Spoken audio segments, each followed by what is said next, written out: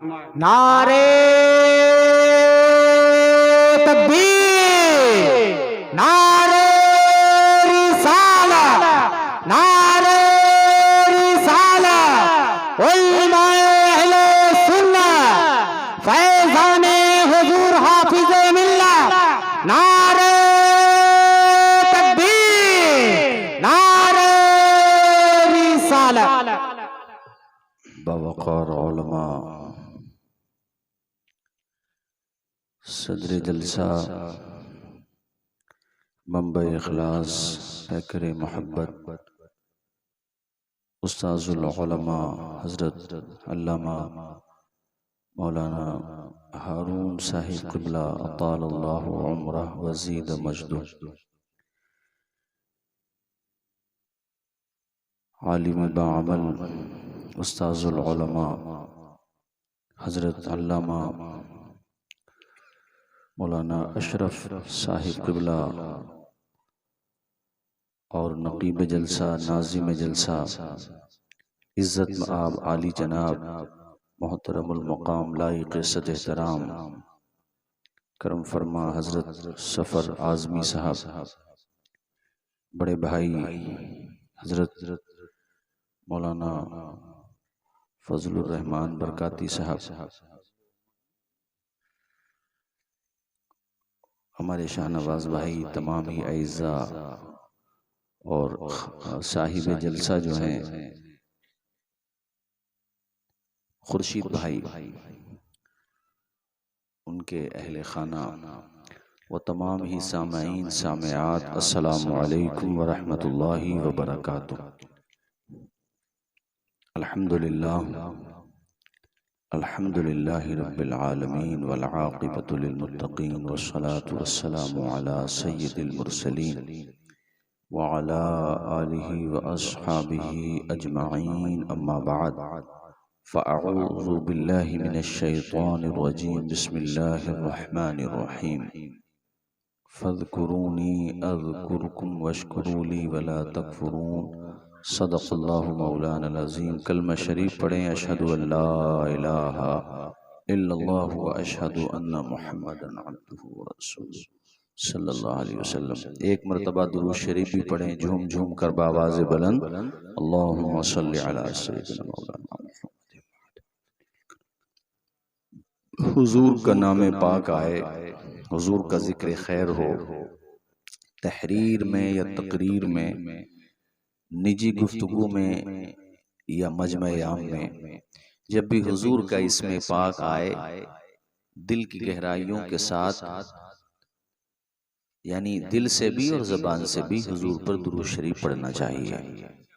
इस सिलसिले में मुझे अचानक याद आया भी कि हज़रत अल्लामा जलालुद्दीन सुयूती अल मुतवफ़ा 911 हिजरी, उन्होंने अपनी किताब शरह सुदूर में ये वाक़या लिखा है। वो कहते हैं कि इमाम अबू ज़ुरआ अल मुतवफ़ा 264 हिजरी, उनके इंतकाल के बाद उन्हें ख्वाब में देखा गया तो वो पहले आसमान पर फरिश्तों को नमाज पढ़ा रहे थे।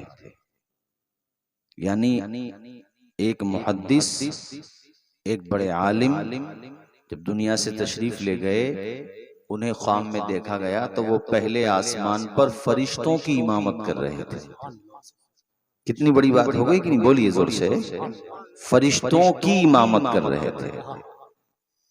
पूछने वाले ने इस एजाज, इस मनसब और अल्लाह की तरफ से मिले हुए इस मकाम की बाबत पूछा कि अल्लाह ने आपको ये मकाम क्यों दिया, इतना बुलंद मकाम कि आपको फरिश्तों का इमाम बनाया गया है। तो हजरत इमाम अबू ज़ुरआ ने इरशाद फरमाया कि मैंने अपने कलम से लाख, मुख्तलिफ रिवायात हैं, एक रिवायत है कि लाख अहादीस लिखी, एक रिवायत ज्यादा की भी है, लेकिन जब जब भी मैं हुजूर की हदीस लिखता तो हुजूर का नामे पाक आता तो मचलकर दुरूद पाक लिखता भी था और पढ़ता भी था। सुभान अल्लाह, सुभान अल्लाह। ये वो इमाम है अबू ज़ुरआ चूँकि आप सब तालीम याफ्ता हजरात हैं और इन बातों को बहुत आसानी से समझते भी हैं। हमने भी तो आप ही से सीखा है, आपके शहर से सीखा है, आपकी मोहब्बतों से सीखा है। ये इमाम अबू ज़ुरआ वो अजीम हस्ती हैं कि 1 लाख अहादीस तो इन्हें इस तरह याद थीं जैसे हमें और आपको कुल हुवल्लाह शरीफ याद होता है। इनके एक चाहने वाले ने एक मर्तबा बहसो मुबाहसा करते हुए सामने वाले से ये कह दिया कि हमारे शेख इमाम अबू ज़ुरआ को 1 लाख हदीस याद न हो तो मेरी बीवी को तलाक हो जाए। अब उसका गुस्सा ठंडा हुआ तो वो पहुंचा, कहा हजरत मैंने जज्बात में आकर ये कह दिया, वैसे मुझे यकीन है कि अल्हम्दुलिल्लाह आपको इतनी याद है, फिर भी इसलिए आया हूँ कि हजरत मेरी बीवी मुतल्लका तो नहीं होंगी, ऐसा तो नहीं है तलाक पड़ जाए, आपकी मोहब्बत में मैंने कह दिया। वैसे भक्त होना तो किसी अच्छे ही का होना चाहिए, किसी जुमलेबाज का नहीं होना चाहिए। अब देखो ये थे तो कम से कम कामयाब थे ना अपनी जगह। हजरत इमाम अबू ज़ुरआ ने उनके कंधे पे हाथ रखा और कहा मेरे अजीज तुम फिक्र न करो, अल्लाह के करम से जिससे तुम मोहब्बत करते हो तुम्हारे ममदूह को यानी मुझे अल्लाह के फजल से 1 लाख से भी ज्यादा अहदीस याद है। सुभान अल्लाह, सुभान अल्लाह, सुभान। तो वो दुरूद शरीफ के हवाले से बात आई तो मैंने जिक्र किया आपको। एक हदीस मौकूफ भी इस सिलसिले में है। हजरत उमर रदी अल्लाह ताला अन्हु फरमाते हैं इन्न दुआ मौकूफुम बैनस समाई वल अर्द हत्ता तुसल्लिया अला नबिय्यिका। आप जो दुआ करते हो वो दुआ जमीन और आसमान के दरमियान मुअल्लक रहती है। हाँ, जब तुम दुरूद पढ़ते हो तो अल्लाह के करम से वो दुआ बाबे इजाबत तक पहुंच जाती है। तो हमारे वहाँ जो निज़ाम है जलसों में, ये जब भी कोई मजलिस खैर होती है दुरूद शरीफ पढ़ाने का एक रिवाज हमारे वहाँ है, ये मुरव्वज तरीका है हमारे वहाँ पर। तो इसकी असल है, ऐसा नहीं है कि हम दुरूद पढ़ रहे हैं तो ये कोई बिदत है, नहीं, बिदत नहीं है, बल्कि अल्हम्दुलिल्लाह एक मुस्तहब अमल है, इसको पढ़ना चाहिए। मैं मुबारकबाद पेश करूंगा खुर्शीद भाई को कि उन्होंने अपने दोनों साहिबजादे यानी फख्रे आलम और नजरे आलम, खुद भी आलम ही है, वो खुर्शीद आलम है, एक फख्रे आलम है, एक नजरे आलम है। सुभान अल्लाह, नाम भी बहुत अच्छे रखे हैं। तो इन्होंने ये जो प्रोग्राम किया, इसकी जगह दूसरे प्रोग्राम भी बहुत सारे लोग करते हैं जो जायज़ नहीं है। नाच गाने के प्रोग्राम करेंगे, डीजे के प्रोग्राम करेंगे, वो सब खुराफात हैं, और वो भी सुन्नत रसूल की अदायगी के मौके पर खुराफात तो डबल गुनाह है, इसकी तौहीन भी तो हो रही है ना सुन्नत की। लेकिन इन्होंने बहुत अच्छा काम किया।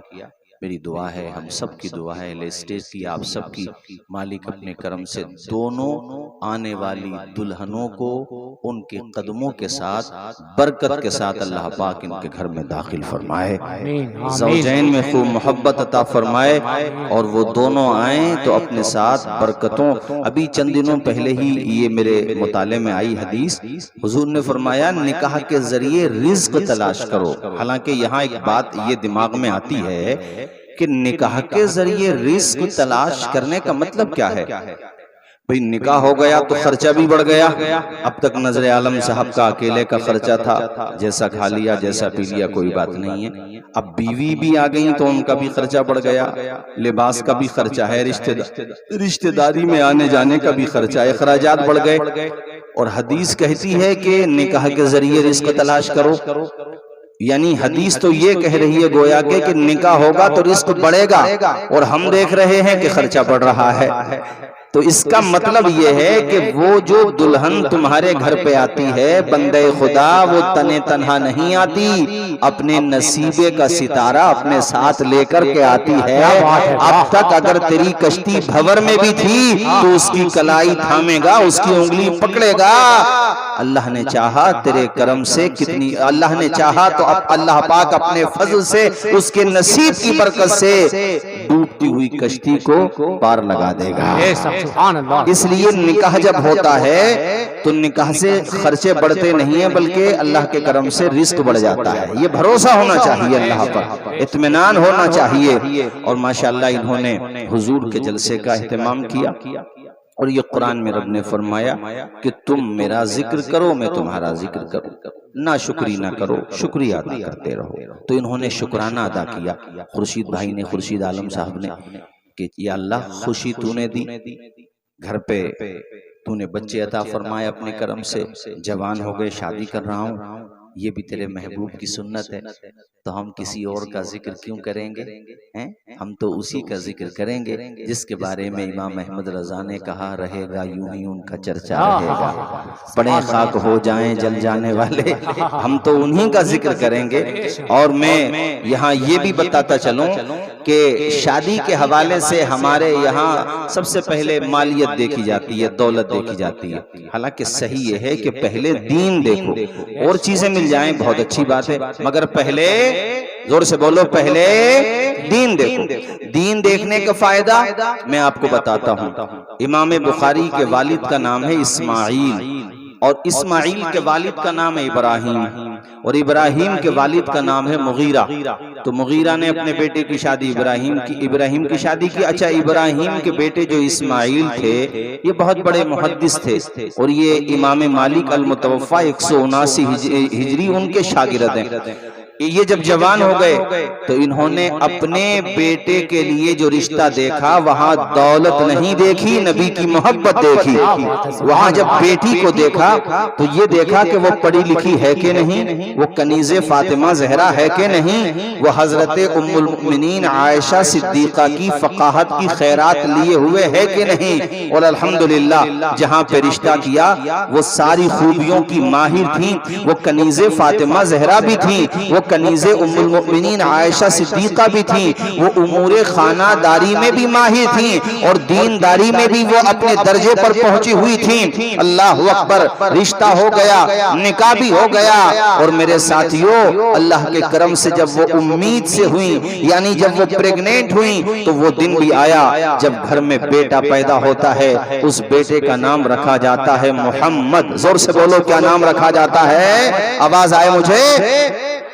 यहाँ तो मैं ये पैगाम देना चाहता हूँ कि अल्लाह ताला तुम्हें बेटा दे अपने करम से या बेटी दे, तो देखो दोनों पे खुशी मनाओ। ये नहीं होना चाहिए कि बेटा हुआ तब बड़े खुश थे पूरे परिवार वाले, और बेटी हुई तो मुंह लटकाए फिर रहे थे। ऐसा मत किया करो।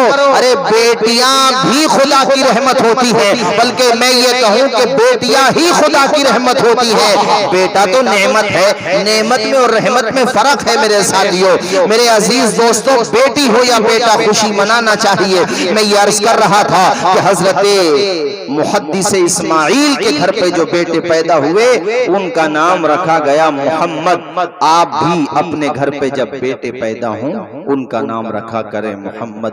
पुकारने के लिए कोई और नाम रख दिया करें, लेकिन नाम मोहम्मद ही रखें। आला हजरत ने अपने दोनों बेटों का नाम मोहम्मद रखा था। पुकारने के लिए बड़े बेटे को हामिद रजा कहते थे और छोटे बेटे को मुस्तफा रजा कहते थे। तो ये बात आप याद रखें। अल्लाह आपको साहिब औलाद करे। मैं नजर आलम साहब और फखर आलम साहब के लिए दुआ कर रहा हूँ, अल्लाह साहिब औलाद करे, नेक साले औलाद दे। बेटा हो तो नाम रखना मोहम्मद, और बेटी हो तो नाम रखना फातिमा। जरा जोर से बोलो, आवाज आए, ऊंचा बोलो। हाँ, निस्बतों का फायदा मिलता है।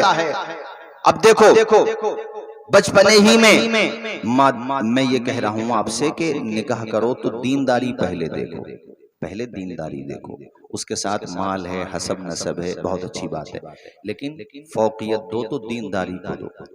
देखो, दीनदारी ऐसी चीज होती है कि अभी हजरत बुखारी का नाम, इमाम बुखारी का नाम मोहम्मद है। इमाम बुखारी अभी छोटे ही थे कि वालिद का साया सर से उठ गया और उनकी कफालत की जिम्मेदारी उनकी माँ के कांधे पे आ गई। पूरी जिम्मेदारी उन्हीं के सर थी।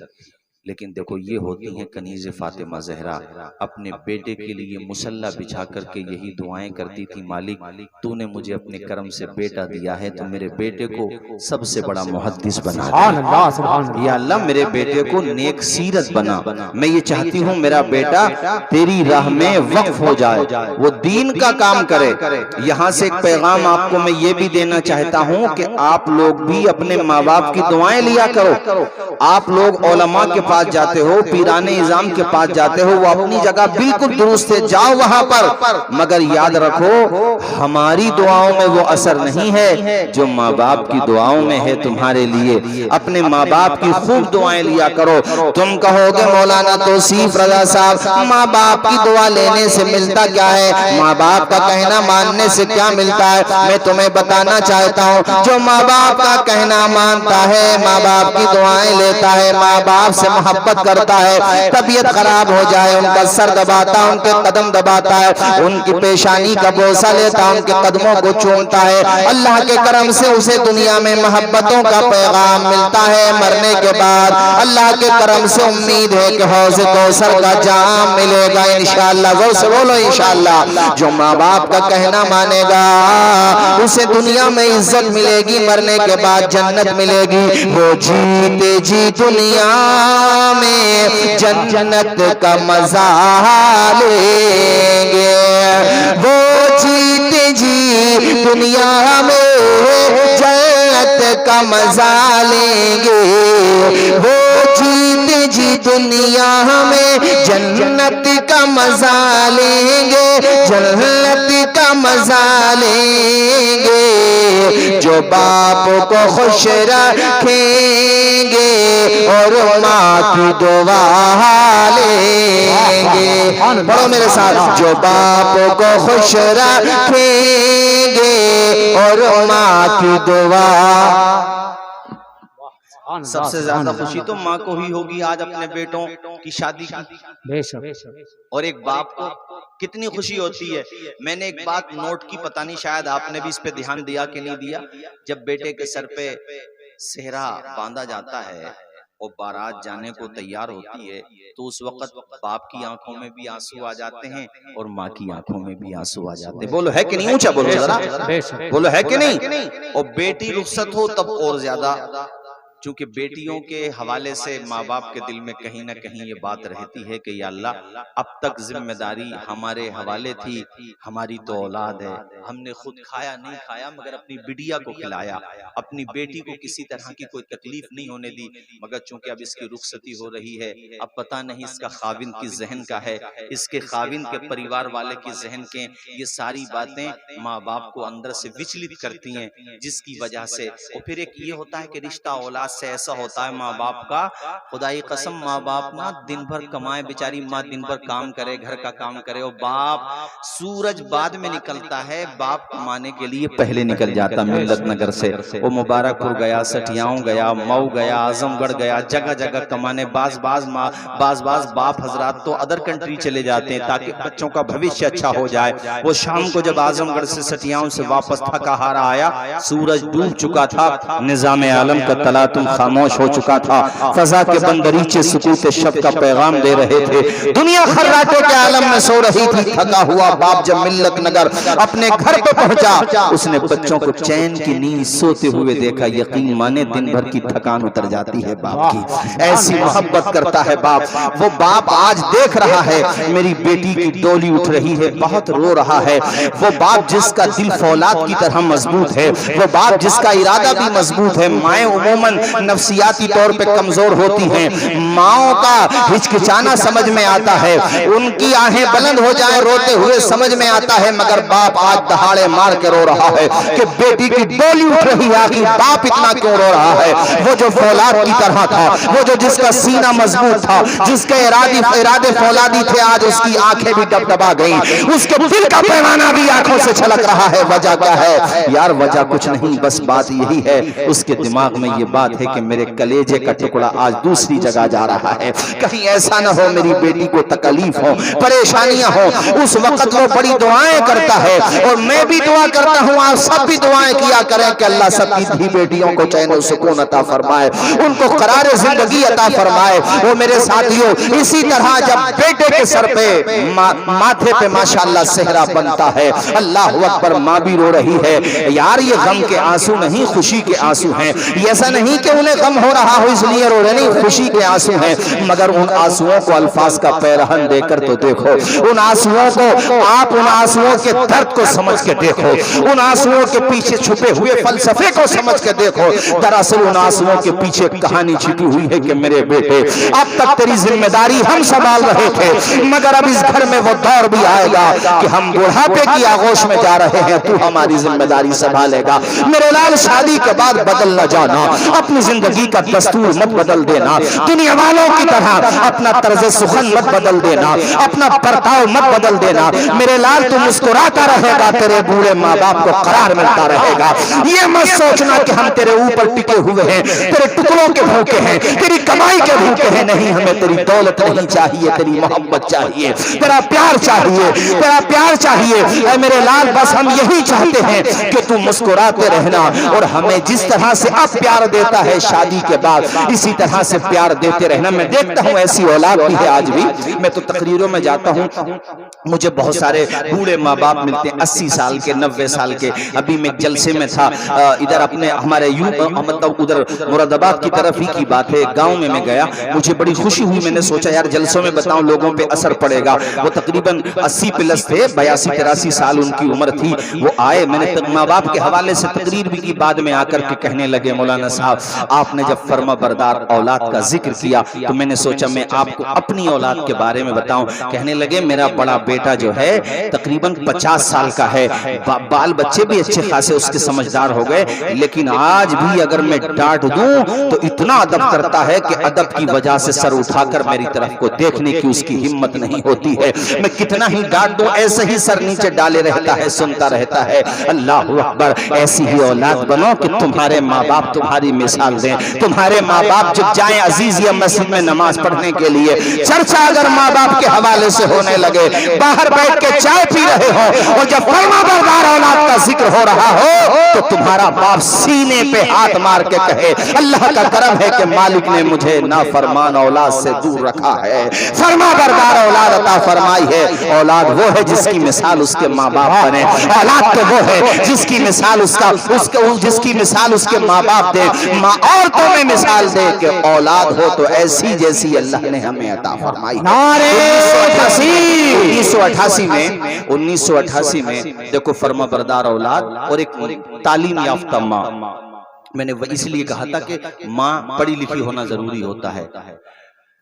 1988 में इराक में एक बच्चा पढ़ता था मकतब में, अभी छोटा था, वो पढ़ के आया तो उसकी माँ ने कॉपी चेक की, उसकी टैलेंट लगा के, बच्चे कहते हैं ना बच्चे के पाँव पालने में नजर आ जाते, लगा के बच्चा माशाल्लाह ज़हीन है। माँ ने बच्चे का नाम लिखा और उसके बाद फ्यूचर प्लानिंग फिल मुस्तकबिल, यानी फिल मुस्तकबिल, उसके बाद लिखा तैयारन। अब इसको पूरा कहेंगे तो इस तरह से होगा, इन्नी उरीदु अन तकूना तैयारन। बेटे मैं ये चाहती हूँ, मेरा विजन ये है, मेरा मकसद ये है कि तू पायलट बन जाए। माँ ने ख्वाब दिखाया, मैं ये चाहती हूँ मेरे बेटे तू पायलट बन जाए। अब वो बच्चा पढ़ता रहा, उसने अपनी माँ के ख्वाब में हकीकत का रंग भरने के लिए बहुत मेहनत की।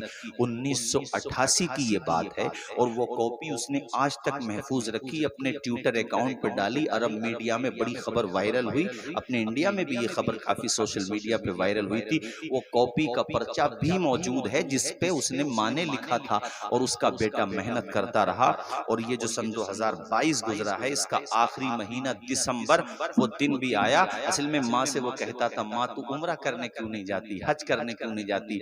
माँ कहती थी, बेटे मेरी चाहत ये है कि जिस जहाज में मैं सफर करके जद्दा या मदीना एयरपोर्ट जाऊं, उस जहाज को ड्राइव कोई और नहीं कर रहा हो, मेरे लाल तू ही कर रहा हो।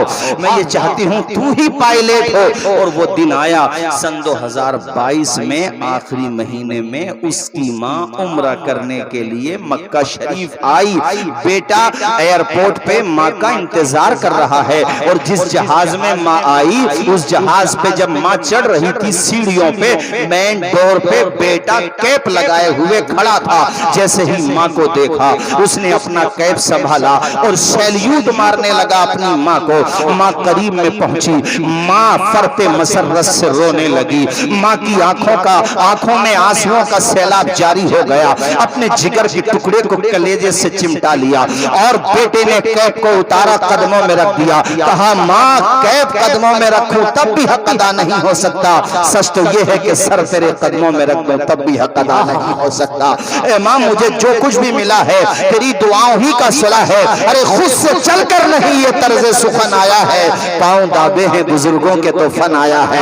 ए मेरी माँ मेरे पास जो कुछ है तेरी दुआओं का सदका है। अल्लाहू अकबर। माँ ने वहां पर मीडिया वाले भी आगे, काफी खबर वायरल हुई। माँ ने उस वक्त कहा था माली ऐसी औलाद सबको अता फरमाए जैसी औलाद अल्लाह ने मुझे दी है। मैं तुमसे कहना यह चाहता हूँ कि तुम अपने माँ बाप का ख्वाब बनो। तुम्हारी जब शादी हो, माथे पे सेहरा सजाया जाए तो माँ बाप को ये यकीन होना चाहिए औरों की औलाद हो सकती है नाफरमान, लेकिन मुझे उम्मीद है कि मेरा बेटा भी फरमा बरदार रहेगा और मेरे घर में आने वाली बहू भी फरमा बरदार रहेगी। नारे तकबीर, नारे रिसालत वल अहले सुन्नत, नारे तकबीर, नारे रिसालत। सुभान अल्लाह, सुभान अल्लाह। माँ बाप मैंने इसीलिए तकरीर मैंने माँ बाप के हवाले से ली, चूंकि जब बेटों की शादी होती है ना तो सबसे बड़ा इम्तिहान तो अब माँ बाप ही का शुरू होगा।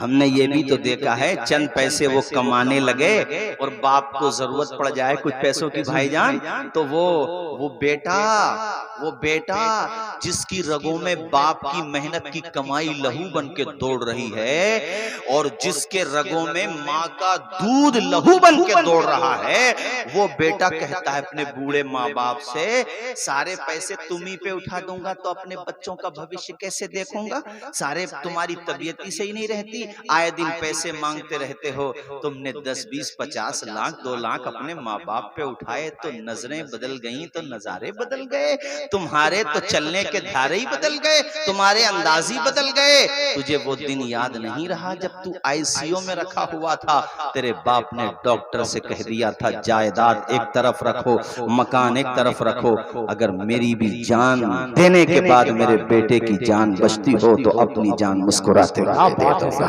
आज तू कहता है कि तुमने हमारे लिए क्या किया है। मैं आज की तारीख में बाज नौजवानों के ऐसे तल्ख जुमले भी सुनता हूँ कि अपने बाप से और अपनी माँ से कहते हैं तुमने हमें क्या करके दे दिया, तुमने हमारे लिए क्या किया। कभी अपने गिरेबान में भी झांक के देख, मैं तुझसे पूछता हूँ कि तूने माँ बाप के लिए क्या किया। अरे माँ बाप से कह रहा है, उस माँ बाप से, वो माँ बाप अल्लाह अकबर त्योहार आया, कोई भी मौका आया, अपने लिए नए कपड़े बनाए ना बनाए मगर अपनी औलाद को नए कपड़े बना कर की मैं बात कर रहा हूँ।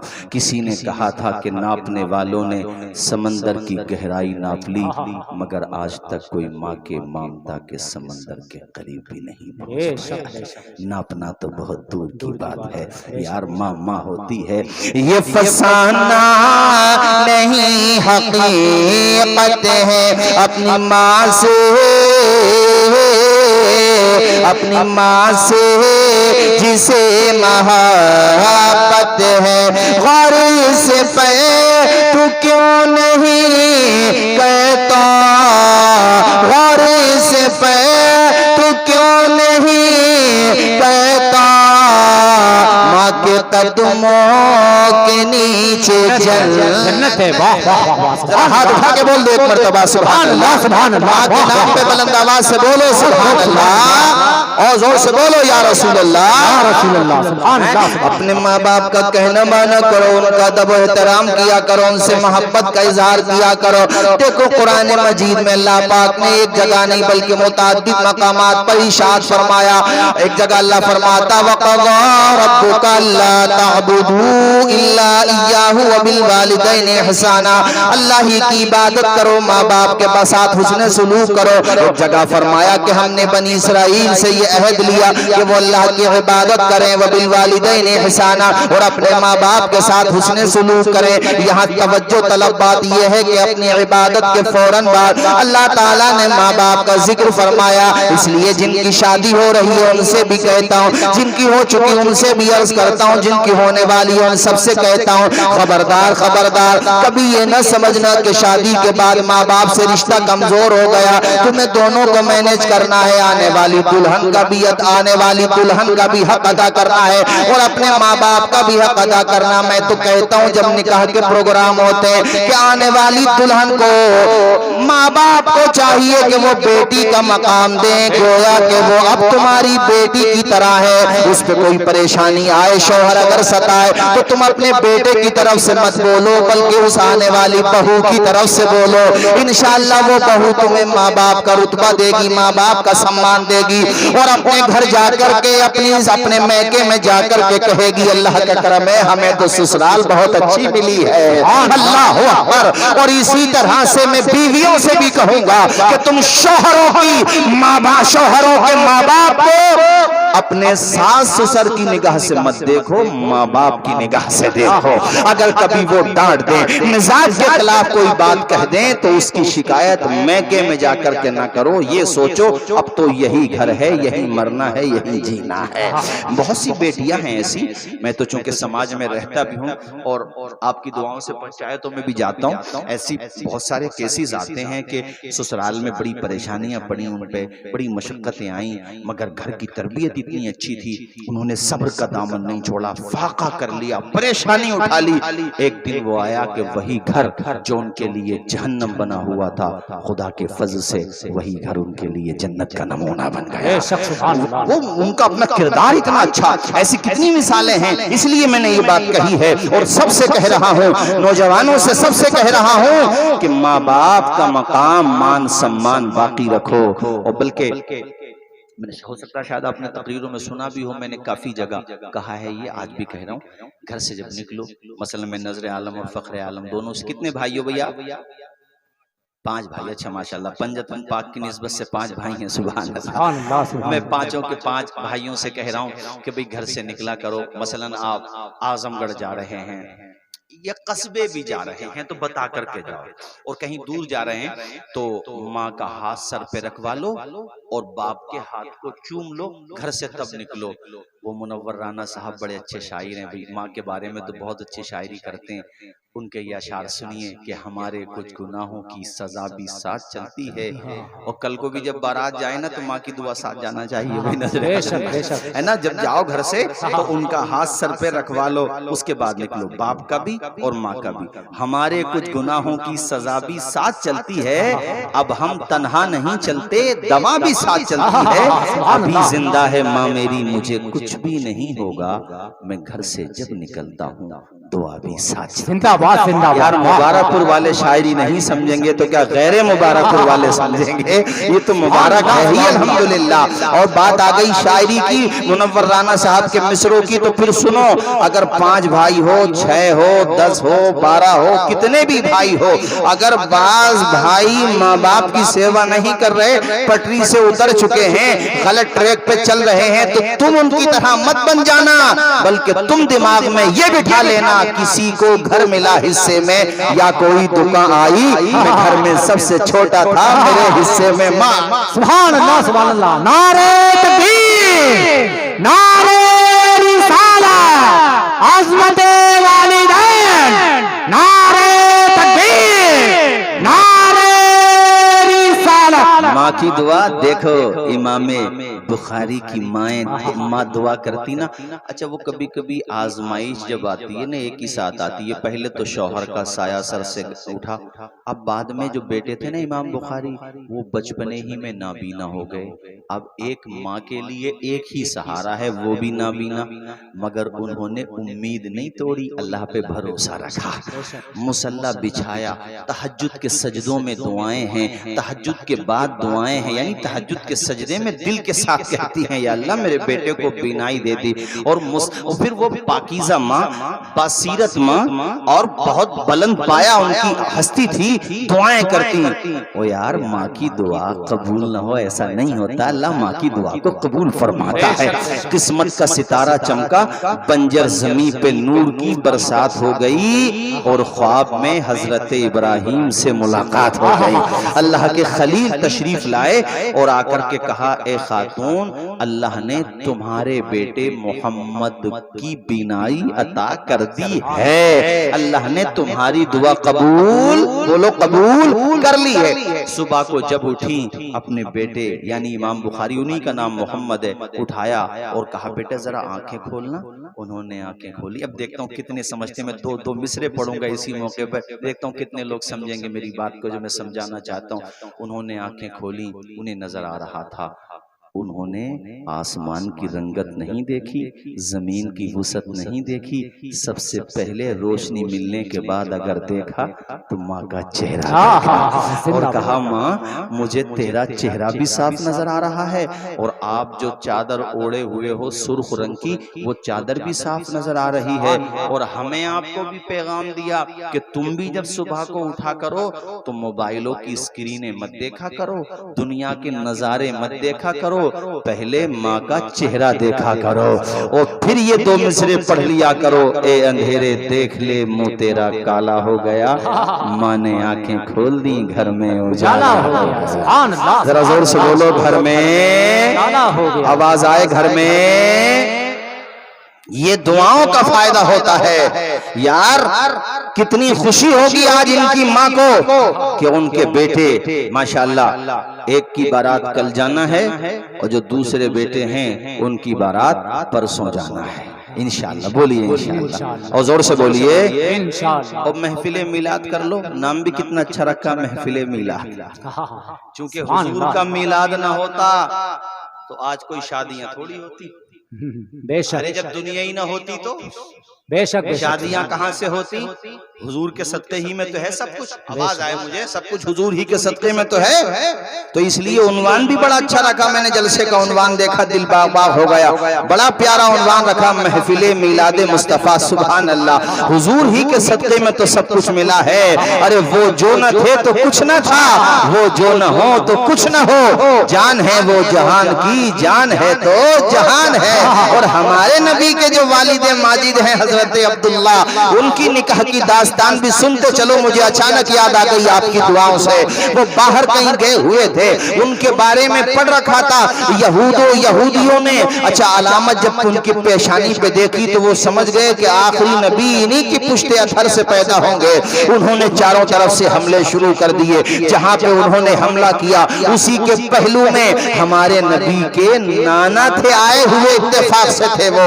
उन्होंने देखा कि एक नौजवान को सब लोग चारों तरफ से घेरे हुए हैं। इतने ही में आसमान से बिजली कड़कती है, ये कह लो कि गैबी मदद आती है, हजरत अब्दुल्ला को बचा लिया जाता है। हमारे नबी के नाना जब करीब में पहुंचे, उन्होंने चेहरा देखा तो चेहरा देख के दिल में बिठा लिया, मैं अपनी बेटी आमिना का निकाह इसी नौजवान से करूंगा। जैसे मेरी बेटी आमिना सूरत में, सीरत में, किरदार में, गुफ्तार में हर एतबार से लाजवाब है औरतों में, उसी तरह से ये भी लाजवाब है मर्दों में। इसलिए मैं अपनी अच्छा वो ये बात मन में बिठा के एड्रेस पूछा, बेटा कहाँ रहते हो? कब मक्का रहता हूँ। किस कबीले से हो? बनु हाशिम से।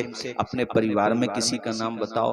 कहा मेरे अब्बा का नाम अब्दुल मुत्तलिब है और वो सरदार कुरैश हैं। सरदार कुरैश, खाने काबा के मुतवल्ली का? हाँ। बस ये बात पूछी, अपने घर पे पहुंच गए और जाकर के अपनी बीवी से कहा भाई आमिना के लिए हमने तो रिश्ता दिमाग में बिठा लिया। उनकी बीवी ने रिश्ता पूछा, बताया कि ऐसे ऐसे। बीवी कहती हैं हम कहाँ वो कहाँ, वो खाने काबा के मुतवल्ली हैं, वो सरदार कुरैश हैं, इतनी बड़ी फैमिली से हैं, हम हमारा रिश्ता वो कहाँ एक्सेप्ट करेंगे।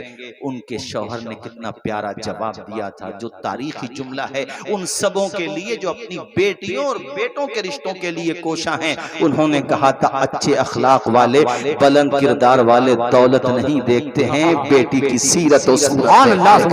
ऐ मेरी शरीक हयात, मुझे यकीन है हमारी बेटी आमिना का रिश्ता वहां हो जाएगा। उधर हजरत अब्दुल मुत्तलिब से घर की कुछ औरतों ने आमिना का जिक्र किया था कि अब्दुल्ला जैसी पाकबाज शख्सियत के लिए, जैसी उनकी सूरत है, जैसा उनका किरदार है, बेटे तो और भी थे हजरत अब्दुल मुत्तलिब के, मगर सारे बेटों में सबसे बुलंद अगर कोई हस्ती थी तो हमारे नबी के वालिद माजिद हजरत अब्दुल्ला की हस्ती थी। अल्लाह अकबर, कैसी अजीम शख्सियत है हजरत अब्दुल्ला। उनके लिए घर के खानदान में ये बात आ चुकी थी और अब्दुल मुत्तलिब से आमिना का जिक्र हो चुका था कि ऐसे ऐसे फुला फुला जगह हमारे जहन में उनका रिश्ता है। उधर से वो चले, इधर हजरत अब्दुल मुत्तलिब खाने काबा का तवाफ कर ही रहे थे। वो जब हजरत हमारे नबी के नाना यानी हजरत आमिना के वालिदे माजिद मक्का पहुंचे तो उनके दिल में ये बात आई कि रिश्ते की बात बाद में करूंगा, पहले खाने काबा का तवाफ करूं। उसने इत्तेफाक के वहीं पे मिल गए सरदार कुरैश। इससे पहले कि वो लब खोलते सरदार कुरैश ने कहा कि ऐसे ऐसे आपकी बेटी हैं, हम चाहते हैं कि हमारे बेटे का निकाह उनसे हो जाए। उनकी आंखों में आंसू आ गए और उन्होंने कहा कि हाँ, ये तो मैंने सोचा ही था, मगर आपकी हिम्मत अफजाई, हौसला अफजाई का शुक्रिया जो मेरे दिल में था मालिक ने तुमसे कहलवा लिया। जरा जोर से बोलो सुभान अल्लाह। और इस तरह से फिर वो दिन भी आया कि निकाह हुआ, अक्द हो गया। और मेरे साथियों, उसी घर में वो हस्ती पैदा होती है जिसको जनाबे मोहम्मद रसूलुल्लाह सुभान अल्लाह। ऐसी अजीम हस्ती। अरे महफिले मिलाद मनाने वालों, अल्लाह का शुक्र है कि हम महफिले मिलाद वाले हैं। आज पूरी दुनिया में अगर देखो तो अक्सरियत मुसलमानों की मिलाद वाली ही है। और मेरे साथियों, नबी का मिलाद भी ऐसा हुआ है कि कायनात में किसी का ऐसा मिलाद नहीं हुआ है। दुनिया में आए हैं मुस्तफा, अल्लाह अकबर कबीरा, क्या शान है हमारे नबी की, पूरा घर महक गया है। आमिना कहती है मेरे घर में जो महक उठी है उसकी महक पूरी दुनिया में फैल गई है। फरमाती है कि मैंने अपने घर में बैठे बैठे मुल्क शाम के मोहल्लात को देख लिया था। जरा जोर से बोलो सुभान अल्लाह। अरे जहां तारीख था, जुल्मत कदा था, सख्त काला था, कोई पर्दे से क्या निकला कि घर घर में उजाला। सुभान अल्लाह। जरा जोर से। सुबह तैबा में हुई बटता है बाड़ा नूर का, सुबह तैबा में हुई बटता है बाड़ा नूर का, नूर का सदका लेने नूर का, हाँ सदका लेने नूर का आया है तारा नूर का, आ गए सरकार, आ गए सरकार। सुभान अल्लाह, सुभान अल्लाह। हमारे उलमा जब हवाले देते हैं महफिल मिलाद के हवाले से या हमारे जो मामूलात अहले सुन्नत हैं, अकायद अहले सुन्नत हैं, तो बाज़ लोग कहते हैं यार ये हवाले हमें नजर नहीं आते, न उन्हें कुरान में नजर आते, न हदीसों में, न सीरत की किताबों में। तो उस पे हम बतौरे जुमला मुस्कुराते हुए कह देते हैं यार तुम्हें नजर नहीं आते तो तुम्हारी समस्या है, बरेली का सुरमा इस्तेमाल करके देखो, हो सकता है। जिंदाबाद, वाह वाह वाह, सुभान अल्लाह। फिर भी अगर किसी को नजर ना आए तो अम्बेडकर नगर ज्यादा दूर नहीं है, किचौचा शरीफ जाओ, वहां तो बड़े बड़ों के भूत भगा दिए जाते हैं। जाकर के देखो, मखदूम पाक की जिंदा करामत आज भी मौजूद है। बेशक बेशक, सुभान अल्लाह। कितने लोग हैं, डॉक्टरों ने मना कर दिया कि भाई बात नहीं बनेगी, मगर 2-4 हाजिरियों में बेड़ा पार हो गया। अबे जब इनका आलम ये है तो उनका आलम क्या होगा। जब मखदूम सिमना की शान ऐसी है तो करबला के इमाम हुसैन की शान कैसी होगी, और हुसैन के नाना जनाबे मोहम्मदुर रसूलुल्लाह की शान कैसी होगी। महफिले मिलाद, अल्लाह अकबर, हुजूर तशरीफ लाए। और सुनो मेरे साथियों, में बात तेजी से आगे बढ़ाऊं, बातें बहुत हैं। खाने काबा के सहन में उसी शब यानी जिस शब में हुजूर तो उस वक्त आए थे ना कि सूरज ने यानी रात जा रही थी और दिन आ रहा था, न मुकम्मल रात थी न मुकम्मल दिन था। इसमें भी बड़ी हिकमत है कि मुकम्मल रात होगी तो दिन शिकवा करेगा, और मुकम्मल दिन होगा तो रात शिकायत करेगी। हुजूर शिकायतें पैदा करने नहीं आ रहे, मिटाने आ रहे हैं। ऐसे वक्त में आ रहे हैं, अल्लाह अकबर। तो उसी दिन की बात है 12 रबीउल अव्वल की, कि वो मक्का के बाहर लोग बैठ जाते थे ना, ऐसे ही वहीं पे करीब में, तो वहां पे एक आदमी खड़ा हुआ। वो कहता है पता नहीं मेरे घर पे क्या हुआ, रात हम लोग भूखे ही सोए और सुबह को उठे तो सबने दूध पी लिया, सब सैराब हो गए। मैंने अपनी बीवी से पूछा कि भाई रात में तो कुछ नहीं था, अब क्या हो गया सुबह में, आप कह रही हो सब लोगों ने नाश्ता कर लिया, मैं ही बचा हूँ।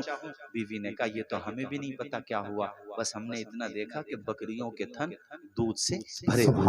घर के बर्तन खत्म हो गए, दूध खत्म नहीं हो रहा है। अल्लाह अकबर, क्या शान है मुस्तफ़ा की। ऐसे फिर ऐसे एक औरत गुजरी वहां से, उसने कहा मैं बताती हूँ आओ क्या हुआ है। वो हुजूर के घर पे ले गई, नूर छन छन के बरस रहा था। उस जमाने में रिवाज था आसपास के, जैसे एक मिसाल दूंगा, मुबारकपुर के करीब आपका मिल्लत नगर है और आगे बढ़ जाओ सटियाव है, तो ऐसे ही मक्का के आसपास जो देहात के इलाके थे ना, वहाँ की औरतें आकर के दूध पिलाया करती थी। इस साल भी हजरत हलीमा सादिया अपने खाविन के साथ, सवारी भी ऐसी है कि जो चल नहीं पा रही है, और सारी औरतें जो है अमीरों के बच्चे लेके चली गईं। वैसे भी कहते हैं कमजोर का कोई नहीं होता है ना, ऐसे ही होता है कि नहीं होता, मगर जिसका कोई नहीं उसका भी खुदा है यारो। हलीमा को सबने छोड़ दिया, जिसको जमाना छोड़ देता है हुजूर उसी को कलेजे से लगा लेते हैं। हजरत हलीमा पहुंची, वहां पे बताया गया ऐसे से एक ही बच्चा बचा है। वहां पर पहुंची, जैसे ही घर में दाखिल हुई, अजीब सी खुशबू है। हुजूर के बारे में पूछा, बड़ी खुश हुई, कहा आमिना जरा अपने बेटे का चेहरा तो दिखा दो। हुजूर सूफ के कपड़े में आराम फरमा थे, रुख से जब चादर हटाई दीवानी हो गई हलीमा, चेहरा देखते हुए फिदा हो गई हलीमा, और कहा था ए आमिना अगर तुम कहो तो तुम्हारे लगते जिगर को मैं दूध पिला दूं। कहा बिल्कुल पिला दीजिए। हुजूर की बारगाह में उन्होंने खूने जिगर पेश किया। हमारे नबी ने वन साइड का दूध नोश फरमाया, दूसरी तरफ से अपना चेहरा फेर लिया। हुजूर ने इशारा दे दिया हलीमा तन्हा नहीं आई हो, अपने दूध पीते बेटे को भी साथ लेकर के आई हो। अगर दोनों तरफ का दूध पीऊंगा तो हक मारा जाएगा।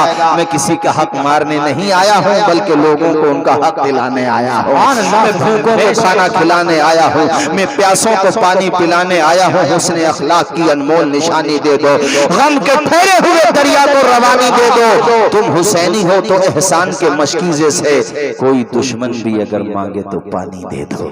नारे तकबीर, नारे रिसालत, मसलके आला हज़रत, नारे तकबीर, नारे रिसालत। और मुख्तसर बस चंद बातें और उसके बाद फिर मैं वही माँ बाप के हवाले से ही आता हूँ। शादी का भी मौका है, मगर चूंकि जलसे का उन्वान भी महफिल मिलाद है, और फिर महफिल मिलाद उन्वान भी ना हो तो हमारे वहाँ तो हर जलसों का आगाज ही मिलाद से होता है ना। जरा मचल के बोलो, मिट गए मिटते हैं मिट जाएंगे आदा तेरे, न मिटा है न मिटेगा कभी चर्चा तेरा।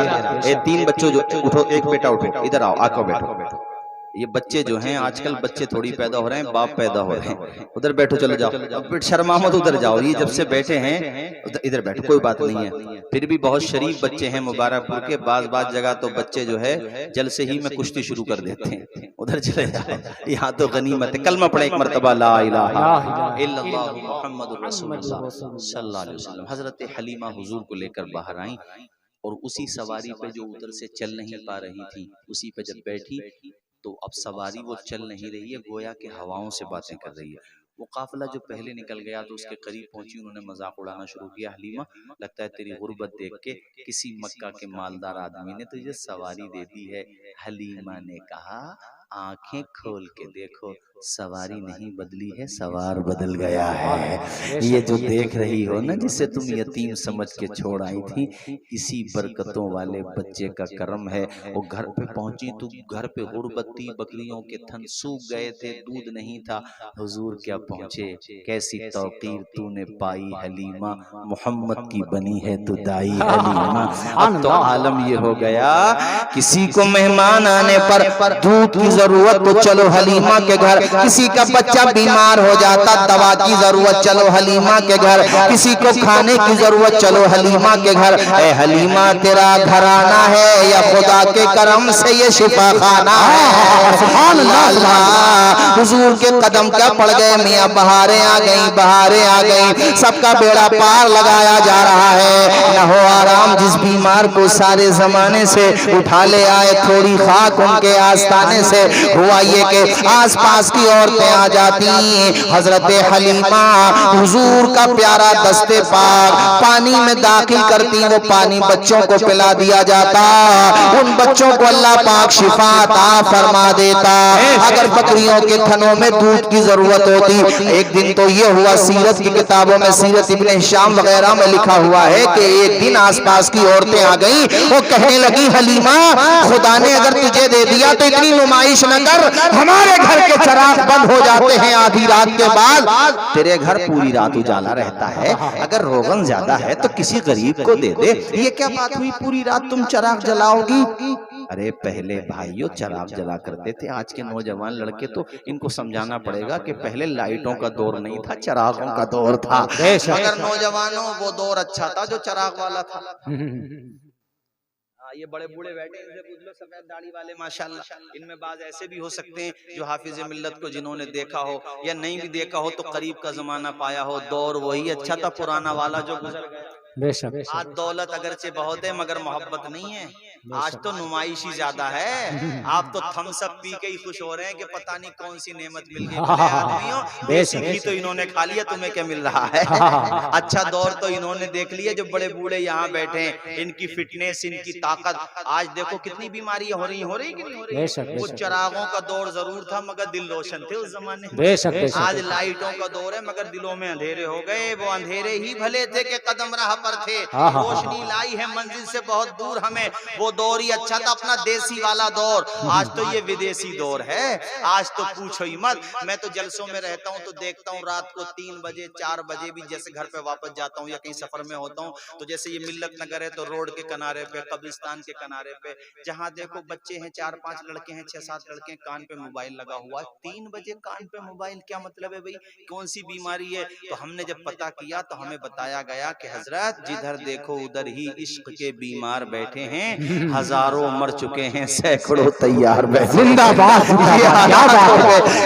अच्छा था पहले भी जागते थे मगर पहले किताबों के लिए जागा करते थे। अल्लामा हारून साहिब क़िबला सैयद आलिम दीन है, बेहतरीन नंबरों से फारिग हैं जामिअतुल अशरफिया में। हजरत अल्लामा अशरफ साहब क़िबला ये हमारे असातिज़ा में अगर से नहीं है मगर अल्हम्दुलिल्लाह ये उसी जमाने में थे जब मैं पढ़ता था, इस निस्बत से ये मेरे असातिज़ा भी हो गए। इनसे पूछो कितनी मेहनतें करना पड़ती हैं, जाके कभी जामिया अशरफिया में देख लेना, जब इम्तिहान का टाइम होता है तुम तो 3 बजे मोबाइल पे लगे हुए हो मगर तुम्हारे मदरसे में जामिया में जो बच्चा पढ़ रहा है वो मज़ारे हाफिज मिल्लत पे बैठ के किताबों में लगा हुआ है, वो पूरी रात किताब की वर्क गर्दानी करता है, तब जाकर के मिसबाही ताज उसके सर पे सजाया जाता है। सुभान अल्लाह, सुभान अल्लाह।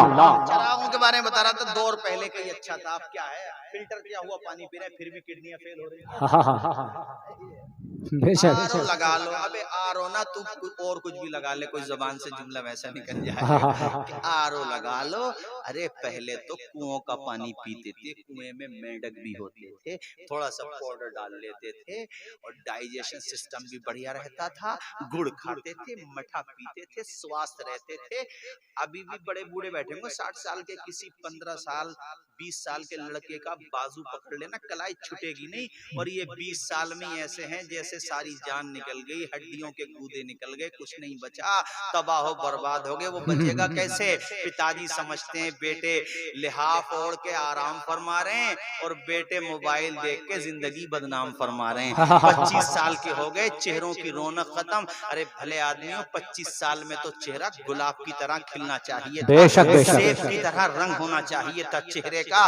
कहां से कहां पहुंचा दिया दुनिया ने तुम्हें। इसलिए कहता हूं, दुनिया में मोबाइलों की स्क्रीन पे दुनिया के नजारे देखने नहीं आए हो, बल्कि मस्जिदों में जाओ कुरान के पारे देखने आए हो, कुरान की तिलावत करने आए हो। आज कहां से कहां पहुंच गए। पहले तो बेटों के बारे में सुनते थे, अल्लाह माफ फरमाए, अगरचे कुछ फेक न्यूज भी हैं मगर सच भी हैं कि हमारी कौम की बेटियां भी माज़अल्लाह, सदबार माज़अल्लाह, मुर्तद हो रही हैं माज़अल्लाह रब्बिल आलमीन, और गैर मुस्लिमों के साथ जो है वो राह फरार इख्तियार कर रही है। मैं जुमले अदा भी नहीं कर सकता, मेरा तो बड़ा दिल दुखता है, मेरे समझ में ये बात नहीं आती कि क्या हो गया हमारे मुआशरे को। और इसके लिए जिम्मेदार ना हम और आप भी हैं, क्योंकि हमने शादी से पहले उन्हें बड़ा मोबाइल क्यों लिया भाई? क्या जरूरत थी बड़ा मोबाइल देने की? दूसरा, वो कहीं पढ़ने जाती हैं तब भी उन पे नजर रखो, टीचर से पूछते रहो हमारी बेटी आई कि नहीं आई। और फिर मुबारकपुर में तो मैं तो बल्कि यहाँ की मिसाल देता हूँ, माशाल्लाह अपने इदारे इतने हैं कि यहाँ तो ऐसा मामला होगा नहीं, लेकिन जहाँ पे इदारे नहीं है, कॉलेजेस नहीं है, वहाँ सिक्योर इदारे होने चाहिए, फॉर गर्ल्स ओनली। वहाँ पे सिर्फ बच्चियाँ ही बच्चियाँ पढ़ें, सिक्योर हों और हर तरीके से महफूज इदारे होना चाहिए। इसी तरह से बच्चियाँ शॉपिंग करने जाएं तो उनके साथ कोई ना कोई घर का बड़ा होना चाहिए, तने तनहा ना जाएं। और एक बात और मैं कहूँ आपसे तेजी के साथ, वो बात ये है कि बच्चियों को याद रखिए, ये बात दिमाग में बिठा दीजिए कि हमें बचपने ही से कनीज़े फातिमा ज़हरा बनाने का जज्बा रखना चाहिए। मैंने एक बेटी के बारे में इनकलाब अखबार में आया था कि वो स्कूल में अच्छे नंबर लेकर के आई। अब मुझे याद नहीं रहा, कई साल पुरानी बात है, शायद वो फर्स्ट डिवीजन लेके आई थी, तो उनको इनाम मिलना था स्कूल मैनेजमेंट की तरफ से। तो वो डाइस पे जब इनाम लेने के लिए गई, कोई बड़ा प्रोग्राम था, इवेंट रखा था स्कूल की तरफ से ही, तो इनाम जब लेने गई तो माशाल्लाह उन्होंने ना तो सर से नकाब हटाया, ना चेहरे से हिजाब हटाया, अपने इस्लामी यूनिफॉर्म के साथ गई। जब वहां पर पहुंची तो आपको तो पता ही है इस वक्त कैसे हालात चल रहे हैं। उनसे किसी ने कहा कि तुम्हें इनाम लेना है तो अपने चेहरे से नकाब भी हटाना है और सर से हिजाब भी हटाना है। तो उस कनीज़े फातिमा ज़हरा ने कहा था, चंद टकों के इनाम के लिए मैं सुन्नते फातिमा ज़हरा को नहीं, जिंदाबाद जिंदाबाद, तुम्हारा इनाम छोड़ दूंगी मगर फातिमा ज़हरा का रास्ता, आवाज आए फातिमा ज़हरा का रास्ता, बुलबुल से बहरहाल नशे मन न छुटेगा, बरपे तपा के खौफ से गुलशन न छुटेगा, माहाल गर्चे अपने मवाफिक ये नहीं है, पर या रसूल अल्लाह आपका दामन न छुटेगा। सुभान अल्लाह सुभान अल्लाह, वाह वाह वाह। हमें ऐसा ही होना चाहिए कि जमाना कैसे ही हो जाए, कितना ही बदलाव आ जाए, मगर हम नहीं चेंज होंगे, हम वैसे ही रहेंगे जैसे के थे, हम मजबूत रहेंगे।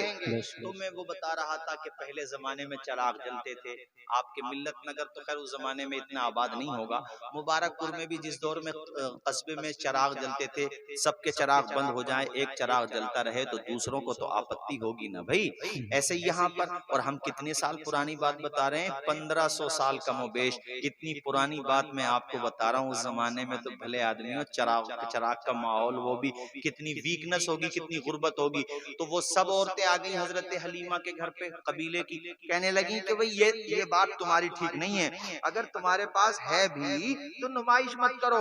हलीमा ने पहले उनको बिठाया, उन्हें दूध पिलाया और उनको मेहमान नवाजी की। अब आदमी जब चाय पानी पीता है तो कुछ लचता भी है। कहने लगी देखो एतराज की बात नहीं है, बस ये है कि तुम चिराग पूरी रात मत जलाया करो, इसलिए आए थे।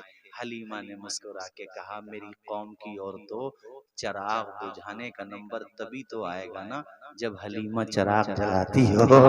कहा चिराग जलाती हो, इतनी गलत बयानी कर रही हो, हमने सबने तुम्हारे घर पे उजाला देखा है।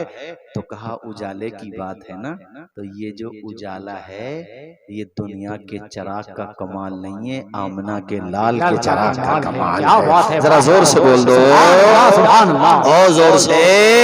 सूरज का चमकना तो सिर्फ एक बहाना है, सरकार के जलवों से रोशन ये जमाना है, सरकार के जलवों से रोशन ये जमाना है। अल्लाह अल्लाह, मैं बहुत तेजी के साथ गुफ्तगू को इख्तिताम की तरफ लेके जाता हूँ, चूंकि वक्त भी काफी हो रहा है। अल्लाह पाक हम सबको हुस्ने अमल की तौफीक अता फरमाए। माशाअल्लाह कल भी निकाह, परसों भी निकाह, सुभान अल्लाह, बड़ी प्यारी सुन्नत अदा हो रही है। मैंने दोनों भाइयों से कहा, मैं दोबारा दोबारा इस बात को फिर कहता हूँ, बाकियों से भी कहता हूँ, जिनकी शादी हो चुकी उनसे भी कहता हूँ, जिनकी होने वाली है और जो वेटिंग लिस्ट में चल रहे हैं उनसे भी कहता हूँ इंशाल्लाह उनका भी नंबर आ ही जाएगा। परेशान क्यों हो रहे हो यार, वो भी सोच रहे होंगे हजरत हमारे लिए भी दुआ कर दो, इंशाल्लाह तुम्हारा भी नंबर आ जाएगा। मगर आखिर में ये वाकया, फिर मेरी तकरीर खत्म, और इस वाकये में एक सीख है, एक सबक है, और हम सब के लिए एक तरीके का कह लो, एक हमारे लिए सीख है कि हम कभी भी शादी के बाद माँ बाप को नजरअंदाज न करें, बल्कि घर में जब बंटवारे होते हैं, बंटवारा बोलते हैं आपके मुबारकपुर में, क्या बोलते हैं उसको? बेशक बंटवारा बोलते हैं। हाँ, बंटवारे होते हैं तो सब कहते हैं रोड वाला प्लॉट हमें चाहिए, दुकान हमें चाहिए, सब भैयों को अच्छा अच्छा माल चाहिए, सब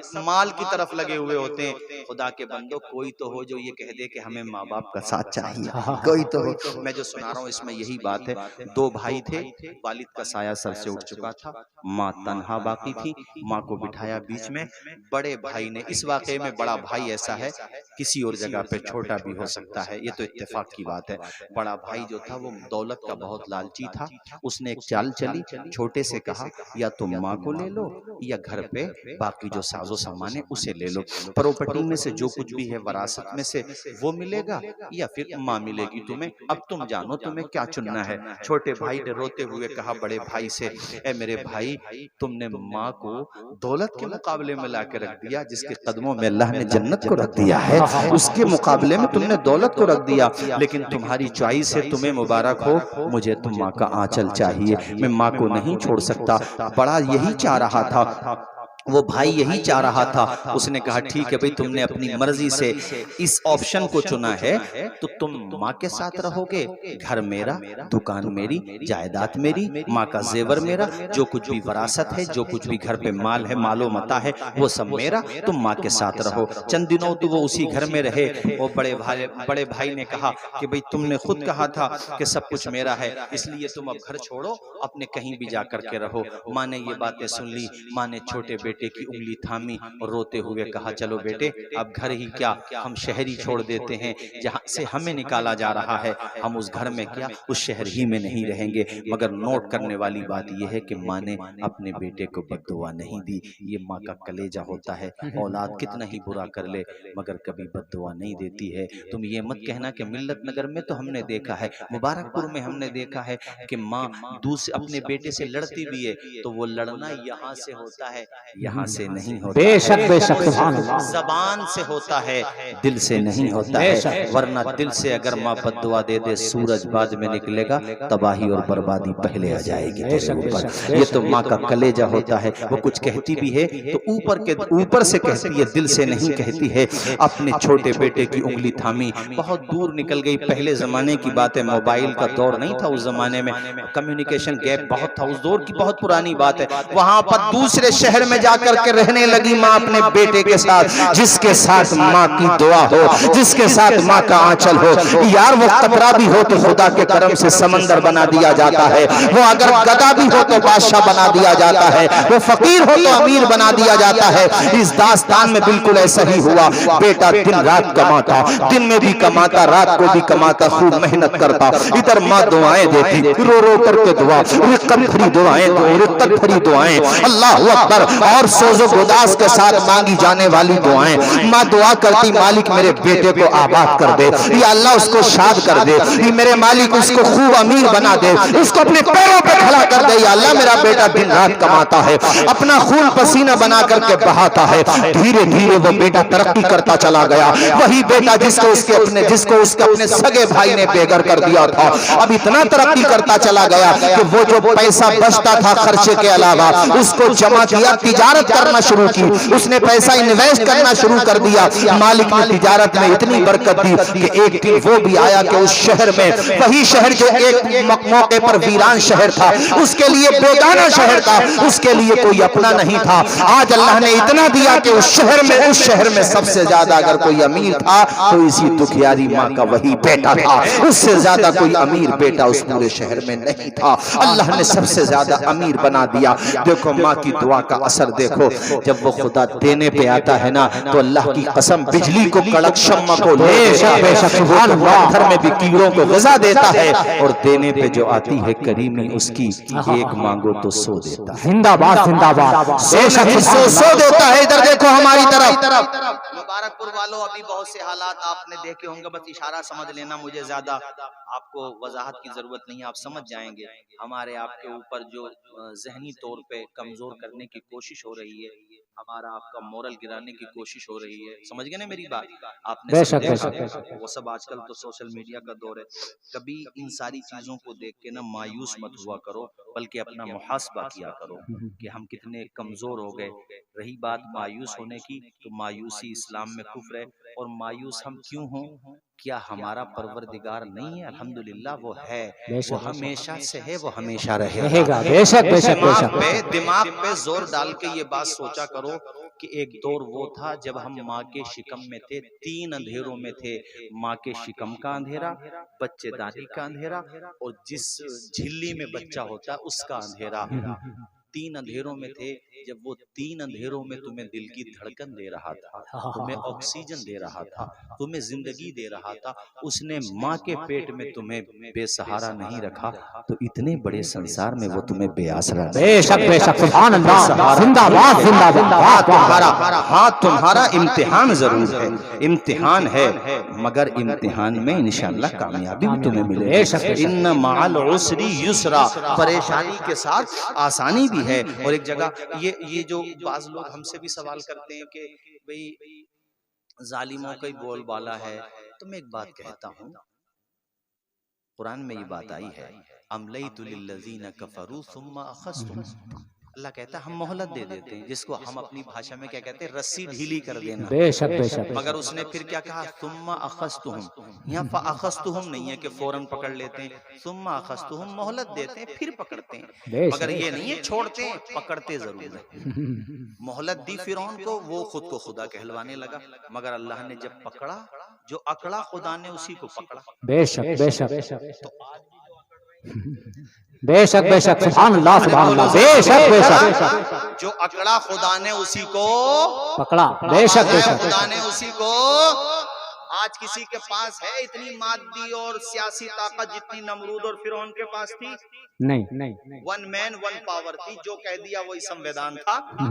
मगर बताओ, अल्लाह ने नमरूद को जब अंजाम तक पहुंचाया, तो अल्लाह ने फरिश्तों की फौज थोड़ी भेजी थी, मच्छरों की फौज भेजी थी। बेशक बेशक, सुभान अल्लाह। सिर्फ बयानुल कुरान में अल्लामा सईदी अलैहिर्रहमान ने तफसील के साथ बयान किया है कि वो जो फौज आई थी, इसके फौजियों पर, नमरूद के फौजियों पर ढांचे छोड़े थे, मच्छरों ने सारा मांस खा लिया था।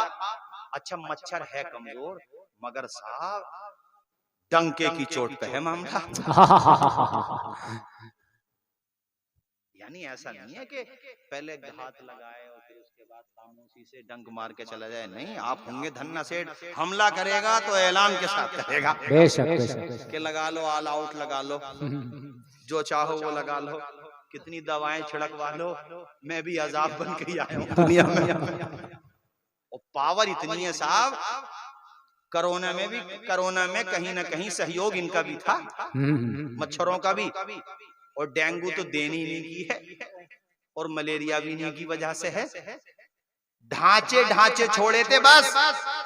नमरूद तो एक जगह जाके छुप गया, सारे दरवाजे बंद कर लिए। अरे बेवकूफ था नमरूद। इस इंसान को भी ताकत मिले ना, तो अबे हैसियत क्या है तुम्हारी यार, तुम खुद से पैदा नहीं हो सकते, खुद से बच नहीं सकते। जब पैदा होना था तो आगे दुनिया में, जब मरना था तो मर जाओ। 15-20 साल, 40 साल, 50 साल, 100 साल, 200 साल, चलो 500 साल मान लो, 1000 साल मान लो, मैं करूँ 5000 साल मान लो यार, 50 मान लो। दी एंड तो है। अबे जिसका दी एंड नहीं होता वो खुदा होता है। जिसका दी एंड हो जाए वो कैसा खुदा, जिसकी इब्तिदा और इंतहा वो कैसा खुदा। तो ये नमरूद जो था ना, ये बहुत नालायक था। हजरत इब्राहिम से कहता था, ये तो कुरान शरीफ के 3रे पारे में है, अलम तरा इलल्लज़ी हाज्ज इब्राहिम फी रब्बिही अन आताहु, पूरा मुनाज़रा है, अन आताहुल्लाहुल मुल्क। तो हजरत इब्राहिम ने इससे कहा था, भाई तू खुदा कहलवाता, भाई खुदा तो वो है जो मुर्दे को जिंदा करे, जिंदे को मुर्दा कर दे। तो इसने कहा ये काम तो हम भी कर लेंगे। अपने कैद खाने से चंद को बुलाया, जिन्हें फांसी होना थी उनको रिहा करा दिया, जिनको रिहा होना फांसी पे लटकवा दिया। इब्राहिम खलीलुल्लाह समझ गए बिल्कुल नील बटा नील, जीरो बटा सन्नाटा है, ये कुछ नहीं आता जाता है, इसको बेवकूफ है, ये कैसा जवाब दे रहा है मुझे। आपने इस सवाल को फैलाया नहीं, आपने दूसरा सवाल ठोक दिया। आपने कहा कि ये बताओ तुम तो खुदा हो तो आसमानों भी तुम्हारी चलती होगी। नमरूद बोला हाँ हमारी चलती है, हम जो चाहते वही होता है। तो हजरत इब्राहिम बोले मेरा खुदा वो है जो पूरब से सूरज निकालता है, पश्चिम में डुबोता है, फाती बिहा मिनल मगरिब। अगर तू खुदा है तो ऐसा कर, सूरज को इधर से निकाल के दिखा पश्चिम से। इतना जब कहा तो मियां तोते क्या पिंजरे भी उड़ गए, बोलती बंद हो गई। फबुहितल लज़ी कफर, हक्का बक्का रह गया, जबान पे ताला लग गया। अल्लाह के पैगंबर इब्राहिम ने भरे मजमे में जलील और रुसवा कर दिया। अबे मादी ताकत मिल सकती है, तुझे मोहलत मिल सकती है, मगर इस पूरी कायनात का सिर्फ एक ही खुदा है। ला इलाहा इल्लल्लाह, पढ़े ला इलाहा इल्लल्लाह, जोर से पढ़े ला इलाहा इल्लल्लाह। खुदा वही है जिसकी न कोई इब्तिदा है न कोई इंतहा है, वही माबूद है, उसको कोई फना नहीं है, बाकी सारी चीजों को फना हो जाए। और फिर नारा आपने माशाल्लाह बहुत लगाया है। आप भी अब इनकी तरफ देखो, आप भी माशाल्लाह, अल्लाह खुश रखे, जज़ाए खैर अता फरमाए। अब इनकी तरफ तवज्जो करो, चूंकि तकरीर भी इख्तिताम की तरफ है। तो मैं ये कह रहा था कि ये नमरूद जाके छुप गया एक कमरे में, इसने सारे दरवाजे बंद कर दिए। इसके बारे में ये है तफसीर की किताबों में कि जाके छुप गया। इसके लिए अल्लाह ताला ने स्पेशल तौर पे उसके हुक्म से जो मच्छर आया था वो विकलांग मच्छर था। विकलांग मच्छर, विकलांग समझते हो? मैंने उसके लिए भोंडा लफ्ज इसलिए नहीं कहा, वो मच्छर था मगर काम बड़ा अच्छा किया, इसलिए मैंने उसको हजरत विकलांग कहा। मिस्टर विकलांग है ना, वो जब आया पता वो ब्रेन वॉश्ड था, वो अल्लाह की तरफ से भेजा हुआ था, और सीधा उसने नाक के रास्ते से दिमाग पे अटैक किया और यहाँ सर में जाकर के बैठ गया। तफसीरी रिवायात हैं खैर किस दर्जे की हैं, लेकिन उसमें यह है कि ये काफी दिनों तक रहा अंदर, उसमें बहुत सी रिवायात हैं, काफी दिनों तक रहा। मैं ज्यादा दिन बताऊंगा तो आप सोचोगे, लेकिन बहरहाल इतना तो तय है कि अच्छे खासे जमाने तक रहा। तबीयत से वो भेजे पे अटैक करता। वो जनता जो अपना सर, बॉडी में सबसे इज्जत की जगह सर होती है, वो झुकाते थे नमरूद के आगे, और सबसे कम दर्जे की जगह पाँव होता है, पाँव की जूतियां, तो पाँव की जूतियां निकाल के सर पे बजाते थे नमरूद के। टकला कर दिया मारते मारते, इतना मारा और खूब तबीयत से। और ये नहीं पता बाल झड़े के नहीं झड़े, ये तो मैंने अपनी तरफ से कह दिया थी वाली बात, मैं आइडिया से कह रहा हूँ भाई। चमड़े के चप्पलें होती थी उस जमाने में, तो कहाँ बाल बचे होंगे उसके। खूब मारा उसे। ये देखो अल्लाह कैसे रस्सी कसता है, ये बता रहा हूँ तुम्हें मैं, इसलिए मायूस मत हुआ करो, उस पर भरोसा रखा करो।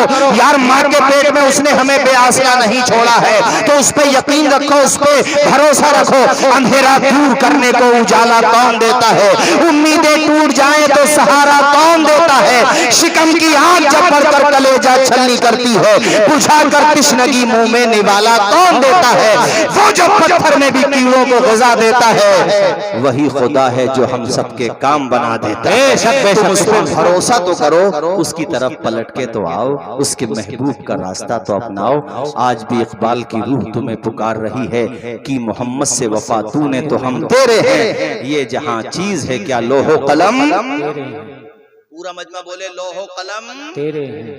वक्त बदलते देर नहीं लगती।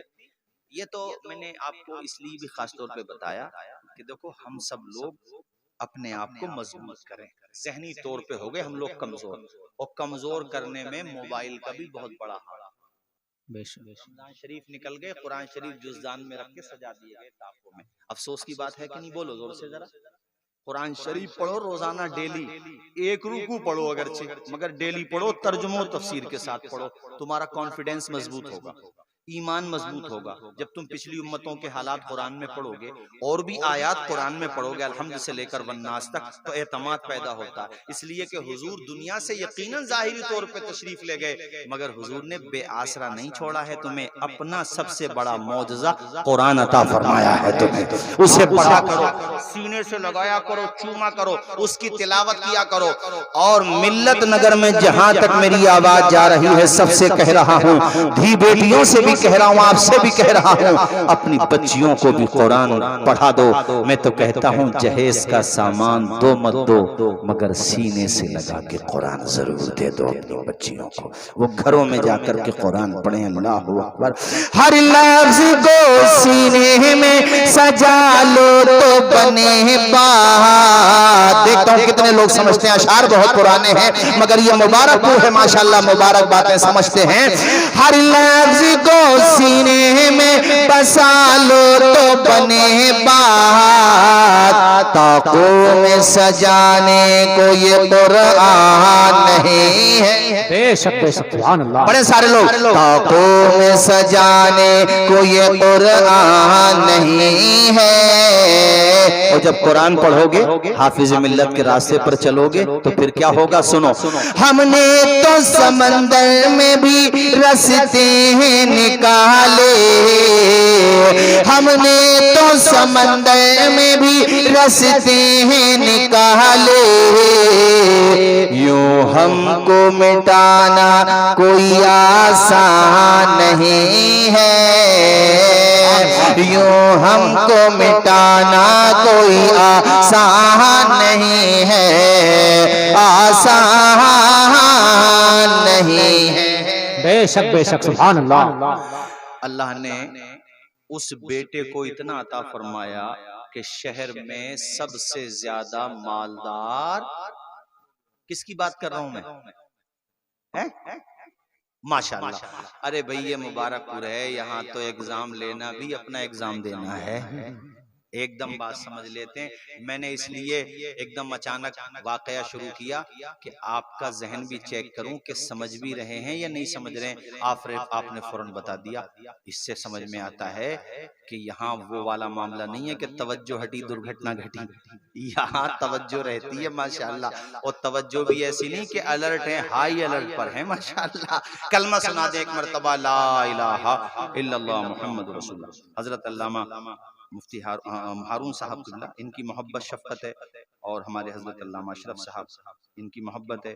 और अब टाइम भी काफ़ी हो गया, 12:30 बज गए, 1 घंटा 20 मिनट के करीब हो गए। इंशाअल्लाह फिर कभी आऊँगा। अब ये वाला वाक़या तो मुकम्मल कर दूँ। कितनी देर सुनेंगे, थोड़ा मुझे अंदाज़ा हो जाए ज़रा, कब तक सुनेंगे? हैं सुबह तक? कह रहे हैं सुबह तक। देखो भाई, अजीज उतना ही रखो कि दिल बहल जाए, अब इतना भी ना चाहो कि किसी का दम निकल जाए। हैं चमन रहेगा, फूल खिलेंगे, जिंदगी रही तो इंशाअल्लाह फिर मिलेंगे। हजरत अल्लामा हारून साहब किबला ने मुझे बताया, खास तौर पे इनकी वालदा के बारे में, उनकी मोहब्बत है, वो मेरी भी माँ जैसी है। उनकी कहा कि हजरत ने हुक्म दिया कि आना ही है, तो मैंने कहा अच्छा मुबारकपुर तो आ भी जाओ, तो ऐसा लगता है जैसे अपने घर से चले घर पे आ गए। भाई उधर भी घर और इधर भी, कसम खुदा की मैं वल्लाह यकीन से वल्लाह बिल्लाह तल्ला कह रहा हूँ कि यहाँ पर आकर ऐसा लगता ही नहीं है कहीं और चले गए, ऐसा लगता है अपने घर पे ही आ गए।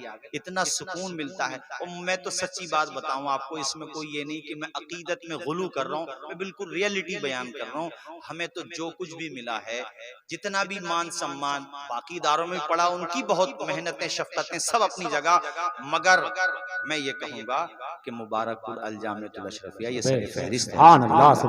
हाफिज़ मिल्लत यहाँ पे तो आ जाओ, कितना सुकून मिलता है। सीधे सादे लोग हैं मुबारकपुर में, और कितने अच्छे लोग हैं माशाअल्लाह, कितना प्यार सम्मान मोहब्बत देते हैं। अल्लाह ताला आप सबको शादो आबाद रखे, और हमारा बाग फिरदौस ऐसे ही चमकता दमकता रहे। आमीन आमीन। और हाफिज मिल्लत के लिए वो जो मशहूर शेर है कि जिसने पैदा किए कितने लालो गोहर, हाफिजे दीनो मिल्लत पे आवाज आए, हाफिजे दीनो मिल्लत पे लाखों सलाम। अल्लाह ताला हम सबको शादो आबाद रखे, आने वाली परेशानियों को दूर फरमाए। और मैं नजर आलम भाई और फख्र आलम भाई के लिए कहूँगा कि अल्लाह ताला इनका खूब नसीब अच्छा करे। इनकी दोनों दुल्हनें जो एक बता रहे हैं कि मुबारकपुरी बारात जाना, वैसे बारात की दावत नहीं दी है भैया आपने, हमें भूल गए बारात की दावत देना। खैर कोई बात नहीं है, हमारी तरफ से आप हजरत ही की मेहमान नवाजी कर ले माशाल्लाह। बस ये बात वाकया मुकम्मल करूं, अल्लाह ने उसके बेटे को इतना नवाजा कि सबसे ज्यादा मालदार वो परवरदिगार, उस पर भरोसा रखा करो। उसने कुरान में कहा है कि ऐ महबूब, तुमसे लोग मेरे बारे में पूछते हैं मैं कहाँ हूँ, इनसे कह दो मैं करीब हूँ, उजीबु दावत दाई इज़ा दआन। तुम दुआ तो करो, मैं तुम्हारी दुआ को कबूल करूंगा। बेशक बेशक इससे मांगो। ये जो है ना, दुनियादार पे भरोसा मत करो, उस पे भरोसा करो जिसने तुम्हें पैदा किया है। या अय्युहल इंसान मा गर्रका बिरब्बिकल करीम, ए इंसान कहाँ चला गया, किधर भटक गया, अपने करीम रब को ही भूल गया तू। अल्लज़ी खलक़का फसव्वाका फ़अदलक, ए बंदे उसने तो तुझे पैदा किया है, बेहतरीन सूरत में पैदा किया है, उस पे यकीन रख। और एक बात बता, जब तेरे सांस की डोर टूट जाएगी, गुलशने हयात पे पतझड़ आ जाएगी, नब्ज़े हस्ती खामोश हो जाएगी, कफन के 3 कपड़ों के अलावा क्या लेके जाएगा, और कब्र में कौन है जो तुझे सहारा देगा? एक खुदा का सहारा है, और खुदा की रहमत से उसके महबूब मोहम्मद रसूलुल्लाह की शफाअत का सहारा है। पढ़े सल्लल्लाहु अलैहि वसल्लम। अल्लाह ने बेटे को माँ की दुआ की बरकत से माला माल कर दिया। ये दास्तान अभी खत्म नहीं हुई है, बल्कि अभी बाकी है। उस बेटे की भी तो सुन लो। किस बेटे की? हाँ, बड़ा मजबूत हाफजा भाई तुम लोगों का है। पान खाते रहते हो और हाफजा ताजा रखते हो माशाअल्लाह। और मैंने पान खा लिया, मेरा दिमाग घूम गया अभी।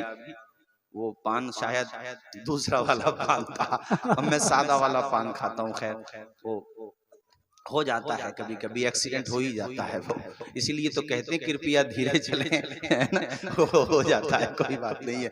तो मैं ये बता रहा था आपको कि वो बड़ा बेटा जिसके पास दौलत, मकान, दुकान, संपत्ति, जायदाद सब कुछ उसी के पास था, आज हालत ये हो गई कि कारोबार भी ठप, सब कुछ भी ठप, कुछ नहीं बचा उसके पास। और जनाबे वाला हालत ये हो गई कि कर्जे में डूब गया, मकान बिक गया, दुकान बिक गई, जायदाद बिक गई, मगर फिर भी पिंड नहीं कट रहा था। इतना कर्जा हो गया था उसके पास कि सब कुछ बेचने के बाद भी कर्ज मांगने वालों की लाइन से पीछा नहीं छूट रहा था। अल्लाह अकबर, जाना फत में आ गई, करें तो क्या करें, बचाएं तो कैसे बचाएं। नौबत बईजा रसद, ये कंडीशन हो गई कि भीख मांगने पे मजबूर हो गया बड़ा वाला बेटा। भीख मांगने पे उसने भी शहर छोड़ दिया, चूंकि शहर में जिधर जाता कर्ज मांगने वाले सामने आ जाते। दूसरे शहरों में जाकर के भीख मांगता, झोपड़ियों में रहता, किराए पर रहता। लेकिन देखो किस्मत भी कितनी अजीब होती है, उसकी किस्मत उसे उसी दरवाजे तक ले गई जिस दरवाजे के अंदर उसकी मकान रहा, उसकी माँ रहा करती थी। उस शहर में पहुंचा, लोगों ने बताया जरूरतमंद हो जाओ, फुला घर है, उस घर के लोग बहुत अच्छे हैं, एक बूढ़ी औरत है, उसका बेटा है, वो गरीबों की बड़ी मदद करते हैं। इससे एक सबक मिलता है कि कभी तुमको दौलत मिल जाए ना, तो दौलत के नशे में पागल मत हुआ करो, अपना पूरा वक्त याद रखा करो। जो दौलत दे सकता है वो दौलत वापस ले भी सकता है। वो अगर कतरे को समंदर बना सकता है तो समंदर को सुखा भी तो सकता है। वो अगर गरीब को करोड़पति बना सकता है तो करोड़पति को कटोरापति भी तो बना सकता है। हमने देखे अपनी आंखों से, बड़े लोग थे, अरे पता नहीं क्या हो जाएगा, अरे क्यों कूद रहे हो दौलत पे, भले आदमी हो, दौलत तो कारून भी साथ लेके न गया, तुम क्या साथ लेकर के? वही अच्छी है। दौलत वालों को दो तरीके से देखो, उनको देखो, अगर ये उस्माने गनी के रास्ते पे चल रहा है तो समझ जाओ इसकी दौलत जन्नत में लेके जा रही है। और अगर वो दौलत मिलने के बाद घमंड कर रहा है, गरीबों को सता रहा है, अपने गरीब रिश्तेदारों को नहीं पहचान रहा है, यतीमों की बद्दुआएं ले रहा है, तो समझ जाओ कि ये जन्नत के रास्ते पर नहीं है बल्कि जहन्नम के। जिंदाबाद जिंदाबाद, वाह वाह वाह, सुभान अल्लाह सुभान अल्लाह।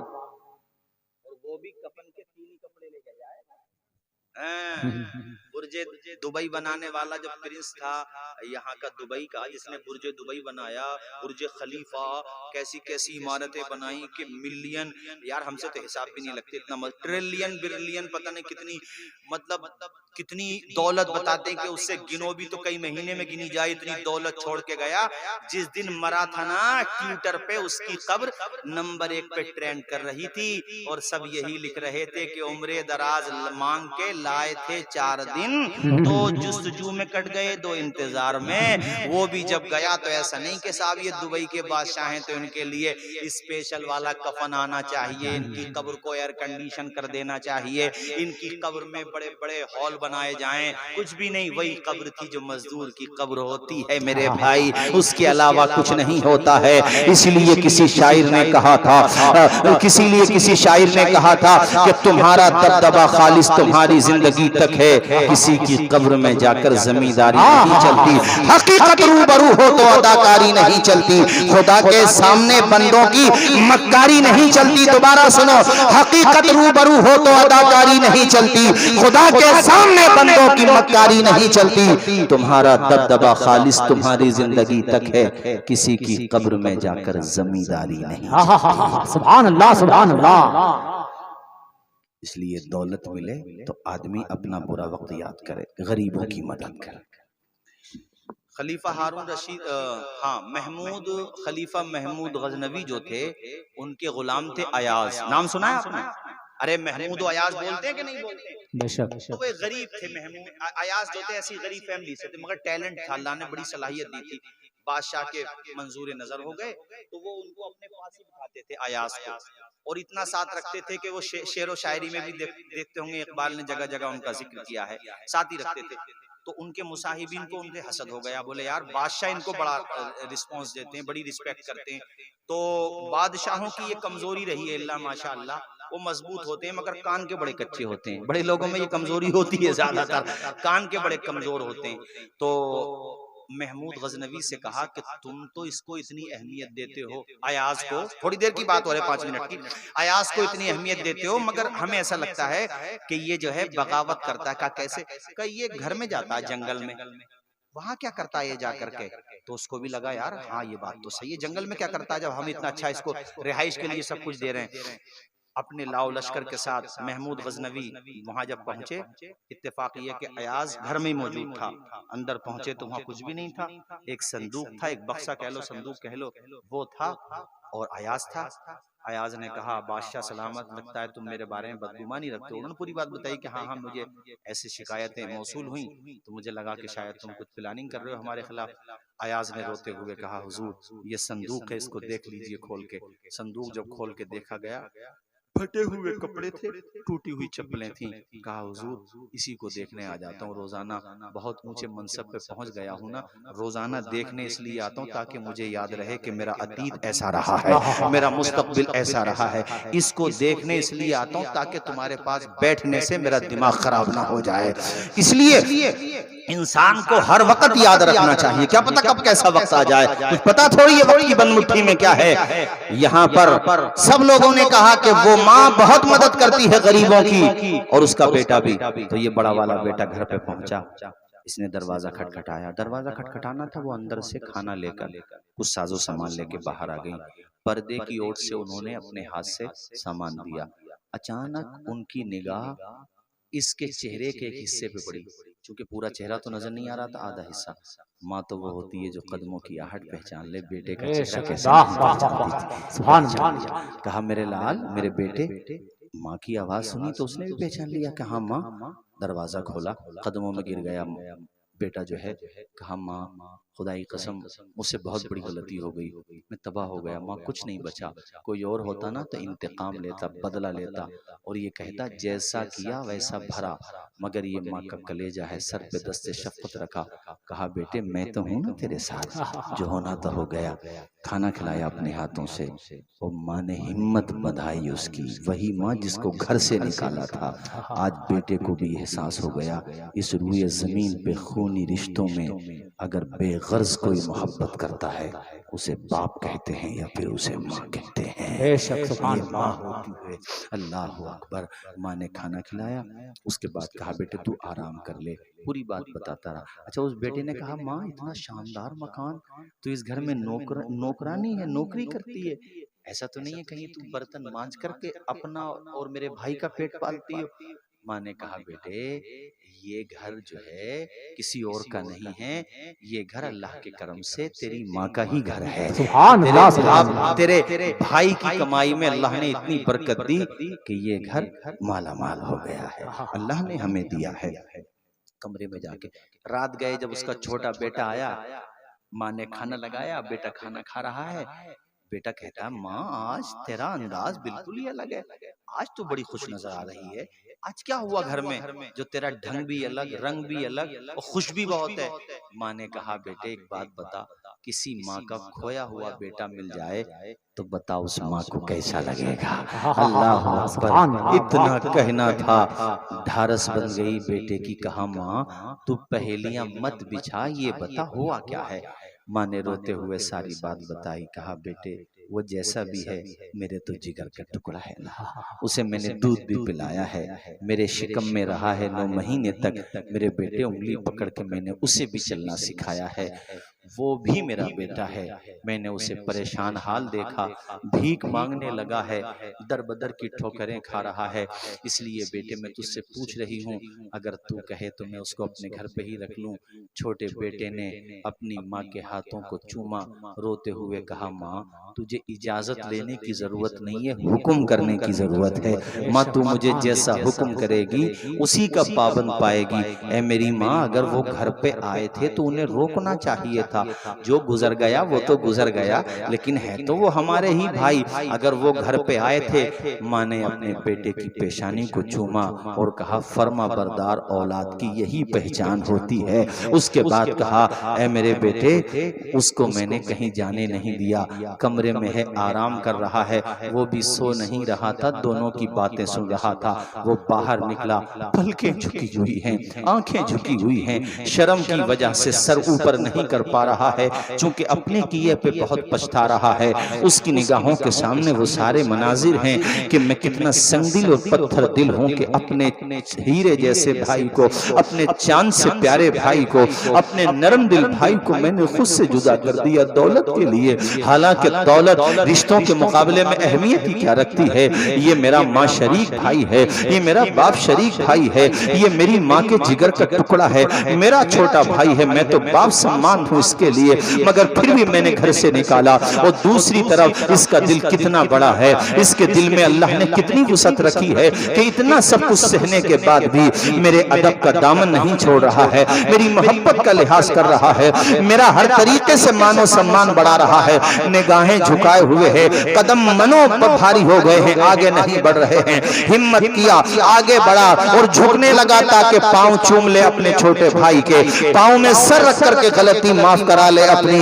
इतने ही में छोटे भाई ने बाजुओं को पकड़ा, ऊपर उठा लिया, सीने से चिमटा लिया और कहा तुम्हारी जगह मेरे पांव में नहीं बल्कि मेरे सीने पर है, आओ तुम मुझसे गले लग जाओ। उसके बाद रोते हुए कहा बड़े भाई जो हुआ उसे भूल जाओ, एक बुरा वक्त गुजर गया है, एक बुरा टाइम था गुजर गया है, ऐ मेरे भाई उसको भूल जाओ। अल्लाह ने तुम्हें मौका दिया है, कुदरत ने तुम्हें मौका दिया है, अब तक कितने दिनों तुमने माँ की नाफरमानी की है, अब तुम पे जो भी वक्त बचा है माँ की खिदमत कर लो, नेकियों का सामान कर लो, जन्नत में जाने का बहाना। सुभान अल्लाह, सुभान अल्लाह। मैं बाहर का काम संभालूंगा, तुम अंदर का काम संभालो, घर पे माँ की खिदमत करो। और सुनो भाई, चूंकि ये घर मैंने अपनी माँ को दे दिया, ये घर मेरा नहीं मेरी माँ का है, और माँ जितनी मेरी है उतनी ही तेरी है, लिहाजा घर जितना मेरा है उतना ही तेरा है। ये बात अपने जहनों में बिठा के जाएं, एक दूसरे से मोहब्बत बढ़ाएं, रिश्तों में कुछ खटास हो जाती है उसको दिल से निकालें, और ये दिमाग में बिठा लें कि हम अल्लाह के पैगंबर के उम्मती हैं, वो भी आखिरी नबी जो अफजलुल बशर भी हैं, जो नबियों के सरदार भी हैं, जो इमामुल अंबिया भी हैं, उनकी सीरत हमें अपनाना है। एक दूसरे को देख के सलाम कर लिया करें, ये इंतजार न करें कि ये सलाम नहीं करता तो मैं क्यों सलाम करूं, या ये सलाम करेगा तब मैं इसका जवाब दूंगा, नहीं, बल्कि जहन में ये बिठाएं, 4 मिसरे सुने, फिर मैं अपनी तकरीर इख्तिताम की तरफ। अपने किसी को भी देखे, रिश्तेदार को, पड़ोसी को, किसी भी मुसलमान भाई को देखें, सलाम कर लिया करें। अदब से झुकता है, झुककर सलाम करता है। फकीर दिल को सिकंदर सलाम करता है। न इसमें रहना कि कोई तुम्हें सलाम करे, बड़ा तो वो है जो बढ़कर सलाम करता है। खड़े हो जाएं, सलाम पढ़ लें। अस्सलामु अलैकुम व रहमतुल्लाहि व बरकातुहू।